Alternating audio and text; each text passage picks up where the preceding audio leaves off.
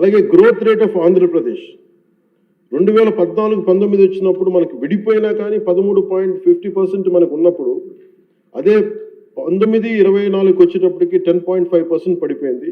కానీ మనకి 9 లక్షల పైచులకు అప్పు ఉండి ఇన్ని మనకి పోలవరం లాంటి ప్రాజెక్ట్ని నిర్వీర్యం చేసి అమరావతిని కట్టకపోయినా కానీ స్టిల్ మన ఇన్ని దెబ్బలతో పాటు మన ఎదురు దెబ్బలు తింటూ కూడా గౌరవ ముఖ్యమంత్రి గారి ఆధ్వర్యంలో నాయకత్వంలో రాష్ట్ర ప్రభుత్వం 24-25 సంవత్సరానికి గాను 11.75 ఆర్థిక అభివృద్ధిని చూపించిందంటే ఇది ఎంత బలమైన దార్శనికతతో కూడిన ఈ లీడర్షిప్ ఉందో మనకు తెలియజేస్తా ఉన్నది.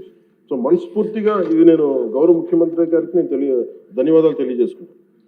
అలాగే క్యాపిటల్ ఇన్వెస్ట్మెంట్ ఇన్ఫ్రాస్ట్రక్చర్ డెవలప్మెంట్కి 2019-24కి మనకి వాళ్ళకి 16,000 కోట్లు వస్తాయి. ఈ ప్రభుత్వం రాగానే 24-25కి 32,712 కోట్ల రూపాయలు ఇన్ఫ్రాస్ట్రక్చర్ డెవలప్మెంట్ కానీ క్యాపిటల్ ఇన్వెస్ట్మెంట్ కానీ పెట్టింది.